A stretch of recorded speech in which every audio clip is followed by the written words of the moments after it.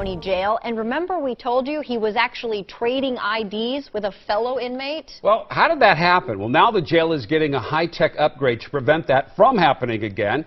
In the next few days, any inmate that's booked here at the Clark County Jail will have to get their fingerprint scanned first. Now, we're told this is the first local corrections facility to do digital scans. It's a technology that's mostly reserved for federal and state prisons. Last month, Michael Deontay Johnson was locked up in Clark County Jail for kidnapping and other serious charges, but was able to walk right out the door after swapping IDs with another inmate. With this new system, correction officers say that can't happen. It allows corrections deputies to identify a person coming into the jail by fingerprint matched with their physical description and their photographs, and then upon release that fingerprint is compared to their captured one at the beginning to make sure that we're releasing the correct person. The new finger biometric system cost $40,000 and was already set to be rolled out before Johnson escaped last month. Students in Westerville City Schools can say goodbye to the long lunch lines. That's because the district is trying out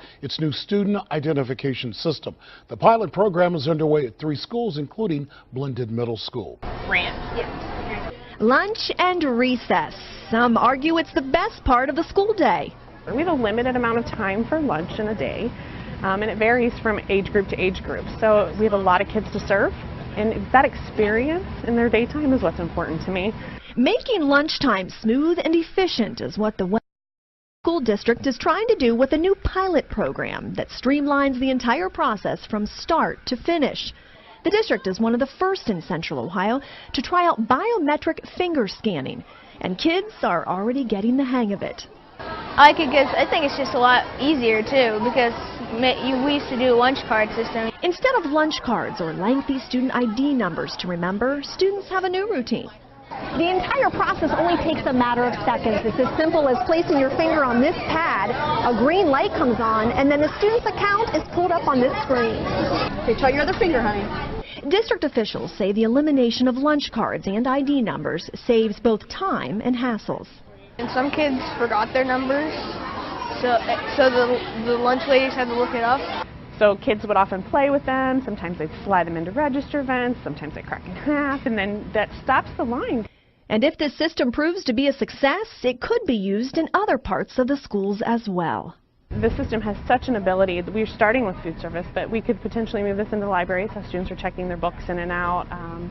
Their textbooks even, they can do some tracking with that. As the mobile app Pokemon Go game continues to grow as a cultural phenomenon, there are serious concerns about the personal data the app is collecting while players out there wander around collecting Pikachus. The company that developed the game is gathering information like your email address, IP address, and your location. All right, so Dan, the question is, a lot of apps collect this kind of information. What are they collecting, and how long is it that these companies are holding on to that information? Yeah, in this case, they kind of ran into 2 problems at the same time. First, because it's a geolocation app, it uses your actual location and a map to tell you where to go in the game.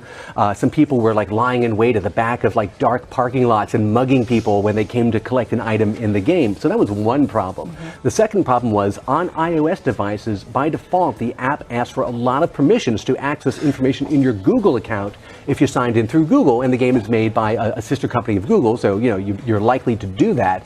They've actually come back within a couple of days and changed that and reduced it to just asking for basically your Google username and your email address, which is a lot more, common. UFO spotters believe they may have caught a UFO entering the Earth's atmosphere before NASA's International Space Station's feed was inexplicably cut.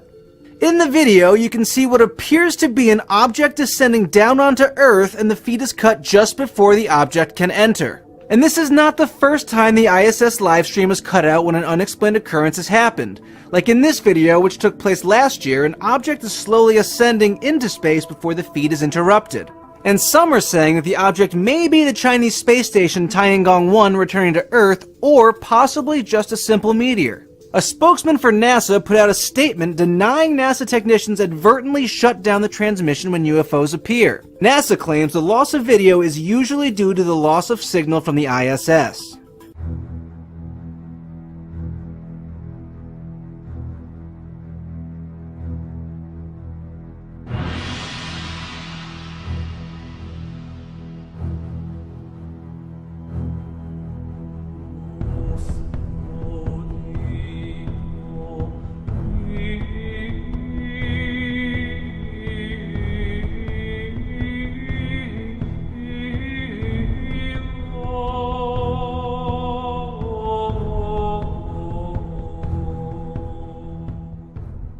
Yesterday, more than 30 people in New York suffered bizarre reactions to an illegal synthetic drug, which is now available all across the country. Can't stand up straight. It was a bizarre scene. Dozens of people with blank stares stumbling around a Brooklyn neighborhood yesterday. This is crazy. Brian Arthur live streamed it on Facebook. As I'm walking up the block, I see everybody laid out on the floor, and everybody's just stumbling all over the place. It looked like a scene out of a zombie movie. Emergency workers sent 33 people to area hospitals, saying they appeared to be under the influence of the synthetic drug known as K2 or Spice. Designed to mimic marijuana, the man-made drug has far more powerful effects. This man says he's used it before. What K2 does, it puts you in a world, a delusional world, have your mind spinning, it's mind-altering. K2 is made by spraying various legal chemicals onto plants. It's then ground up and smoked. Many users experience confusion, hallucinations, rapid heart rate, and even seizures. Police say it's sold at small neighborhood grocery stores. This K2 is it? A CBS undercover producer found it at this Brooklyn corner store last year. Two of them? One. All right. $10? $10. K2 usage is growing nationwide. The CDC reports more than 3,500 calls of synthetic marijuana use to poison centers over a 5-month period last year. That's a 229% jump from the year before.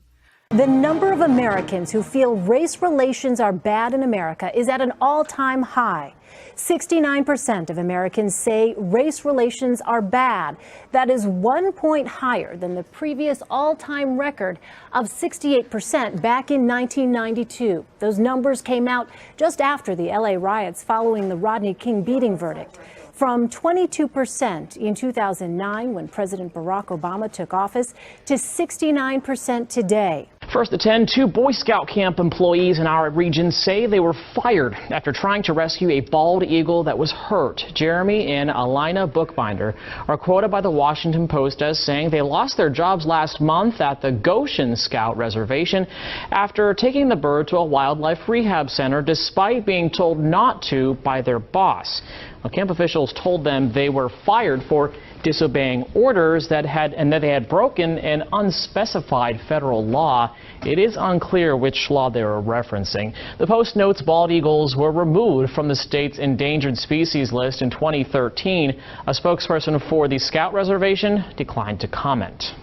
To the index in a popular amusement park shut down today after a bomb threat. The bomb squad responding to a threat received by text message about bombs inside Six Flags America near Washington, D.C., closing the park to visitors and investigating 2 unattended backpacks. After several hours, the bomb squad gave the all clear. The park did reopen. According to sources, Russian authorities detained and then deported board chief Jeff Shell, who oversees U.S. government broadcasting overseas, despite having a valid U.S. passport and Russian visa. This is the latest move amid heightening friction between Washington and Moscow.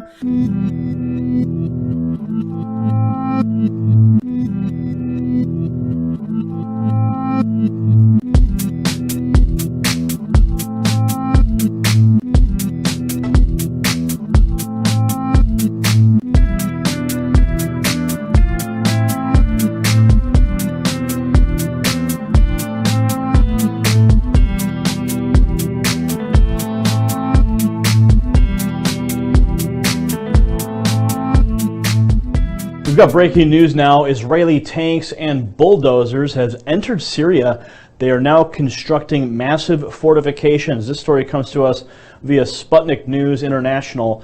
They state that with the backing of tanks, Israeli military bulldozers have now entered the demilitarized zone that divides Israel and the Syrian Golan areas, constructing a set of anti-tank trenches and fortifications 300 to 500 meters inside the DMZ. They state that this is the first time that the Israeli Defense Forces have operated openly on the Syrian side of the border since the beginning of the Syrian civil war that began some 5 years ago. Now, apparently, they state here that there has not been any opposition or protest from the Syrian President Bashar Assad or in Damascus. They say the IDF operation was ongoing as of Wednesday, July 12th. Now, they also state that It's on a stretch of terrain facing the Syrian town of Quneitra on one side and the Israeli Golan village of Ein Zivan on the other.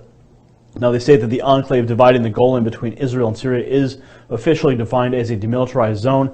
Damascus has yet to say anything about the activity. They say it's a form of intermission, as Assad is now waiting for Tehran to endorse a joint counteraction lead by Iran, Hezbollah, and Syria. They state that IDF movements have reportedly been supported by unusual Israeli Air Force presence over Lebanon and Syria. So this is a very serious move by Israel in the region now.